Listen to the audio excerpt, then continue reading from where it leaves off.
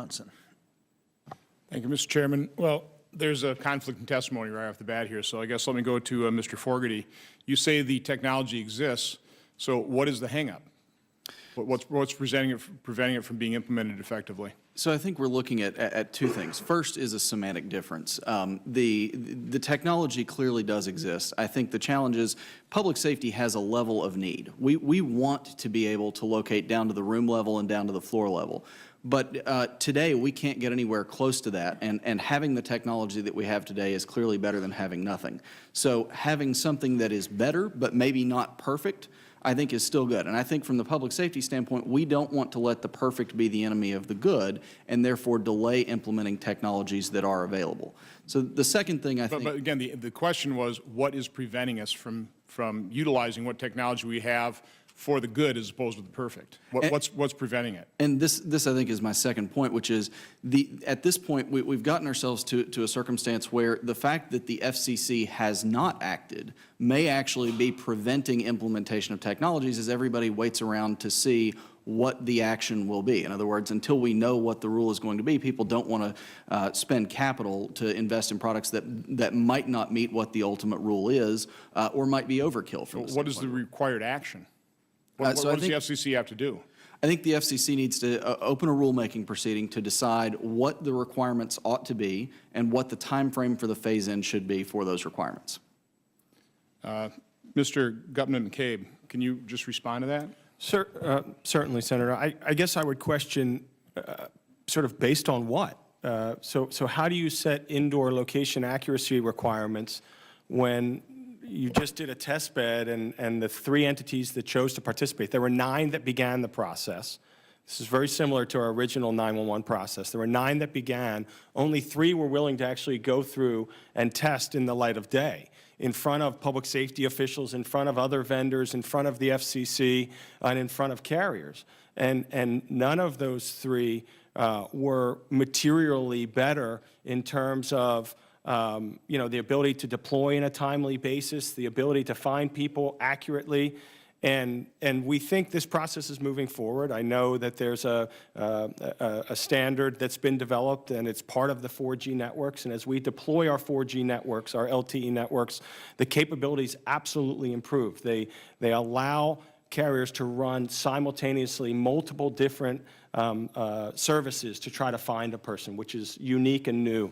And that's happening. I mean, the fact that we have people, carriers and vendors all working together with public safety officials and the FCC to try to test these technologies, as soon as there's one that's capable, that's deployable, the one that worked the best has already said that at best it could come out in 2016 in 27 urban markets or 26 urban markets.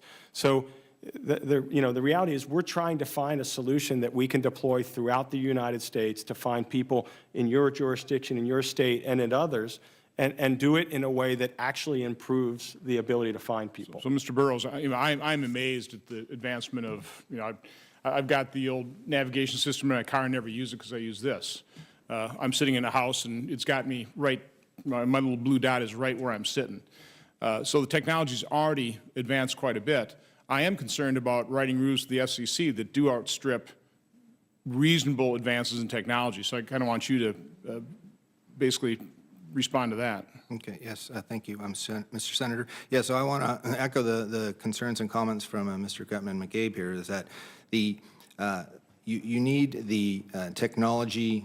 The decision should be based on the actual data, the technology, and even though the 4G technology shows promise, it has yet to gone through the scrutiny of a CISRIC testbed so that everyone can look at it in the day of light and see its performance. We're confident that it'll provide the types of performance you need to enable the location of indoor accuracy at some acceptable level. But you can't outpace the laws of physics. You can't outpace the laws of the technology. So it needs to be tested and then decisions based on that. I mean, just listening to the testimony, it does sound like there's a fair amount of collaboration. It sounds like there's a real will within the industry. I mean, does everybody agree with that? Yes. I would like to go back to you, Mr. Gutman-McCabe.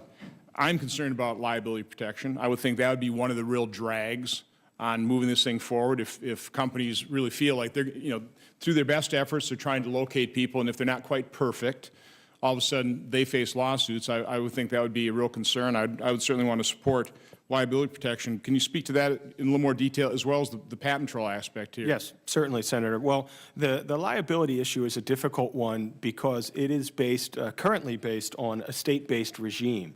And it's difficult for carriers to go into specific states and say, your 911 liability protection legislation or regime is imperfect and it creates a vulnerability because, God forbid something were to happen in that state, you're now on record saying that the state's liability protection is lacking.